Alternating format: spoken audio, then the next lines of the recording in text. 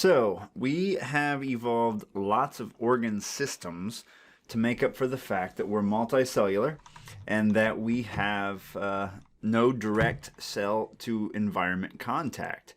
We are constrained by reality, so we're not going to develop systems that don't make sense. So, structure and function are tied together by the laws of physics. And a lot of these systems rely on surface area to volume ratios to function properly. What I mean by that is a lot of things, rather than having, like, let's say your intestines, like having a straight wall like this, will have a wall like this, where the surface area is increased immensely, increasing the ability for it to transfer materials. Now, when it comes to why we're absorbing things and why we're excreting things, what we're trying to do is maintain our internal environment. So we're trying to maintain homeostasis. And when it comes to controlling our internal environment, we have really two options depending on what we're controlling and who we are. Regulators use internal control mechanisms to maintain conditions even when the environment changes. That's what we usually think of when we think of homeostasis. So let's say on this graph, this x-axis down here is the environment temperature, and this axis up here is organism temperature. You can see here that as the environment warms up, this one stays about the same. That would be the otter over here. If it gets hot, that otter probably can sweat. If it gets cold, that otter can generate more heat. Now, this bass, on the other hand, as the environment warms up, its temperature also goes up. So a mammal, in this case for temperature, is a regulator, whereas this bass is a conformer. Its internal conditions may vary when external conditions change. Now, I want to point out, though, that it's possible to do both. And I don't necessarily mean for temperature, but this bass, for example, is a regulator when it comes to things like blood sugar. It's not a conformer for everything, but just different systems. It might be a regulator for one and a conformer for another. So what are some of those things that we might maintain in a steady state, homeostasis? And I'll let you come up with a more comprehensive list, but temperature is one, right? We have to keep our bodies at the right temperature for chemical reactions to take place and things, so our enzymes don't fail. Blood sugar.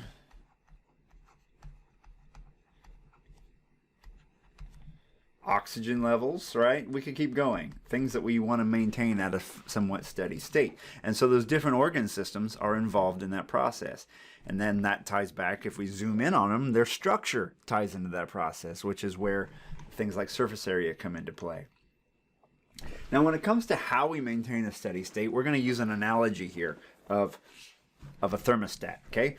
So for a lot of our different, now we're talking about regulators here, for a lot of our different systems, we have a set point that we're trying to maintain. And if the temperature increases, so this is a stimulus, if the temperature increases, that causes a response. Okay, temperature increases, thermostat shuts off. Then the room temperature decreases, comes back to the set point. If the room temperature gets too cold, thermostat turns the heater on. That's a response as well, causing the room temperature to decrease. So if you look here, there's a set point. If the temperature goes past the set point and gets too warm, things automatically bring the temperature back down. If the temperature gets too cold, things bring the temperature back up. So both of these systems here are known as negative feedback. Negative feedback. Okay? They're called negative feedback because there is a stimulus in one direction, but the response brings things back to the other direction. And this is how most of our systems work when it comes to maintaining homeostasis, is negative feedback.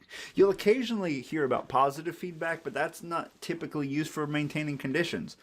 positive feedback is like when some of your blood starts to clot, therefore it causes more of your blood to clot. Or if you have contractions like at childbirth, it causes more contractions. So positive feedback, if we had a positive feedback system, the room temperature would increase, and that would cause the thermostat to turn on to cause it to increase more. It's like an amping up of that stimulus. And so we don't see that so much in homeostasis. But a lot of times students think negative feedback somehow is bad because of the word negative.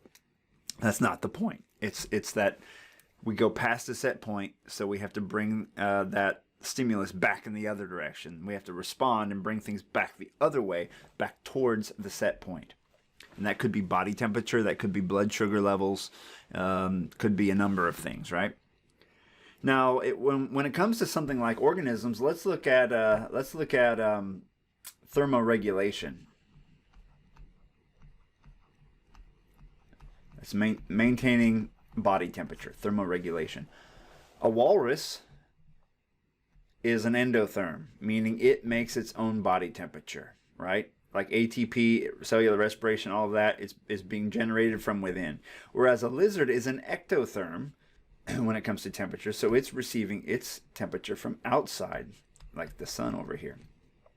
So an ectotherm is basically a conformer when it comes to temperature, whereas a walrus generates its own body temperature and is a regulator. It maintains a body temperature. But how would a lizard? I mean, a lizard will still die if its body temperature goes wildly up and down too much, right? So it does have some control of its own body temperature, but it has to maintain control through behavior. Organisms use behavior to maintain conditions or to increase the odds of reproduction or their genes being passed on, things like that as well. So a lizard is going to use basically physics here to maintain internal conditions. So energy from the sun is going to strike the back of the lizard and warm it up. That's what you see here. Radiation that's transmitted from one place to another is, energy transmitted from one place to another is known as radiation. So that's like energy coming from the sun and warming up the lizard. Okay? Radiation from the sun also, through radiation, warmed up this rock. Now the rock is warm and the lizard is in direct contact. So this is transmitted energy. And conduction is direct physical contact. That warm rock is warming up the lizard. Okay? Meanwhile, the lizard might lose some heat as water in its eyes and nose evaporate. That's called evaporation. This is why we sweat, right? Well, those water molecules vibrate as they get warmer and warmer, and their hydrogen bonds break, and the water molecules drift away, carrying off that energy. That's evaporation. That helps to cool the lizard. Meanwhile, convection, which is air moving past, so this is like air. Typically, this is going to cool you as new air comes by and carries off heat. But of course, if that air is hotter than you, it could warm you. So this ectotherm is going to gain heat or lose heat depending on if it increases its exposure for things like evaporation, or if it reduces radiation, if it reduces conduction, or if it increases convection. It can have impacts on the temperature of that organism. But what about us? Endotherms. What's our heat source? Well, cellular respiration, which you're now an expert at since you've had Bio 1, right? We have electrons flowing through the transport chain, going to oxygen, forming water, energy is released, ATP is made, heat is released. And we have lots of different ways of maintaining homeostasis when it comes to heat.